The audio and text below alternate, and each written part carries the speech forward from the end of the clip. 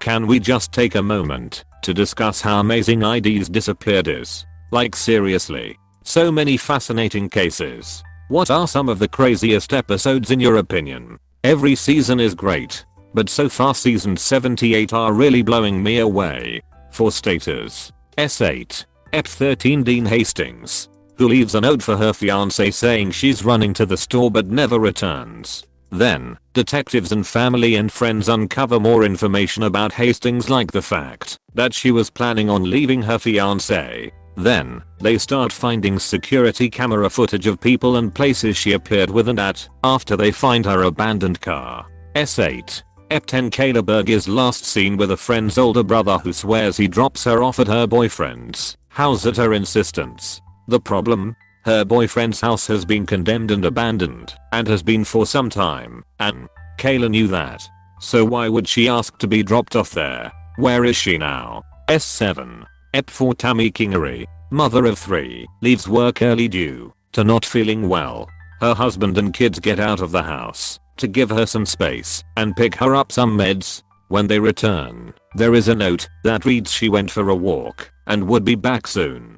She never returned. In the days after her disappearance, the woods surrounding her home are heavily combed. It also comes to light THST she was texting romantically with at least 2 men and had been battling severe depression and had previously tried to commit suicide. Did she kill herself, or did she run away with a mystery man and leave her life behind? S7, Ep 3 college student Bryce Laspis's car is found crashed and abandoned in a remote California park. Right before the crash, he calls and tells his parents he is coming home because he has something important to discuss with them. He is never seen or heard from again. Edit. Thanks for all the comments. This post really took off. I'd like to give a shout out to the subreddit r/disappeared. There's not a lot happening over there at the moment, but we'd like to change that. If you can, please show us some love. You can subscribe, or if you're feeling particularly bold, you can post a retweet on one of your favorite episodes. Indiana State Police releasing new details in Delphi murders case at 9 AM Est. Sorry for the short notice. I just saw local news post on social media that the state police are going live with new details in this case in about 20 minutes. I'm sure it will be released nationally as well. But I've been following this closely. I live about an hour from Delphi, so I can post an update here for anyone who's interested.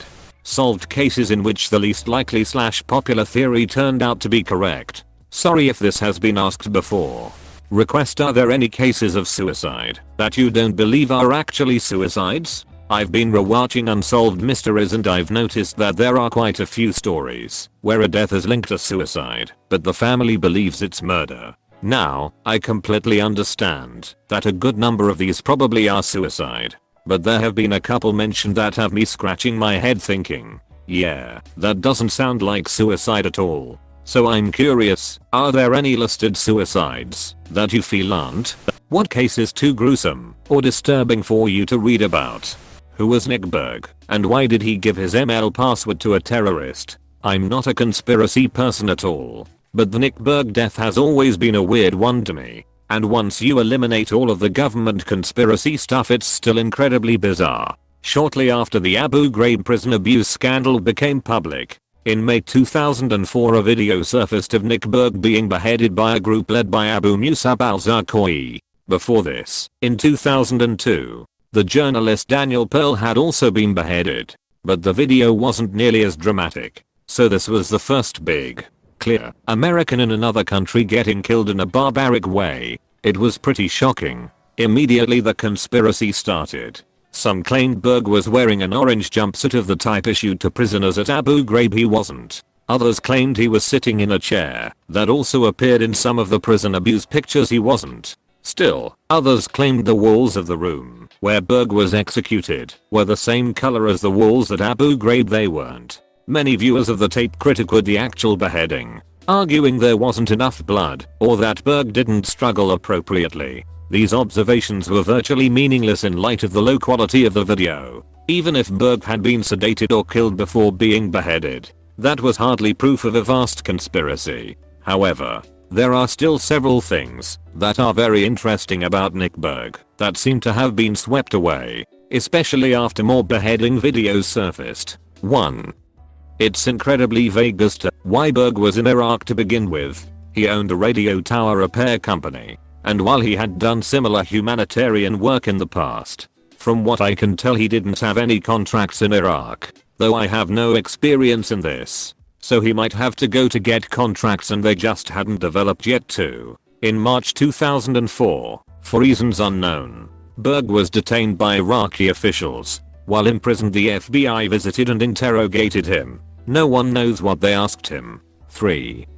In April 2004, he was released from custody and told to go back to the US. Instead, he goes to Baghdad and disappears. He isn't seen again until the video surfaces. And the weirdest of all. 4. In 2000, while taking a class at the University of Oklahoma in Norman, OK, Berg meets Zacharias Mauseo, the 20th 9/11 hijacker, on a bus. This is their only official encounter. But during this meeting, Berg gives Mauseo his email password so that he can send an email. Mauseo was in Norman taking flight lessons and was trained by Abu Musab al-Zarqawi while in London in 1999.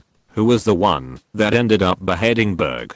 This is a difficult topic to research because it goes down the conspiracy rabbit hole really fast. But I thought it was an interesting topic. Who was Nick Berg? Why was he in Iraq? Do we really believe he would share his email password with a random person on a bus? What cases were brushed off because authorities decided to victim blame? Whenever I read or hear victim blaming, I honestly become really frustrated, especially with cases that contain teenagers, prostitutes, people from not so wonderful background. Well, she was prostitute, she had it coming. This is not an argument. No, she didn't had it coming. Nobody has murder coming. I agree, a lot of people cold avoided their fate if they didn't go to somewhere with someone they didn't know, didn't accept a ride from strangers. But are you really that heartless to brush off their death just because of their mistake? I have overheard a conversation where one woman was telling other that just because some prostitute was murdered it shouldn't be a big deal because she had it coming. Authorities do it too very often. Teenagers are classified as runaways and many more. It's just sad.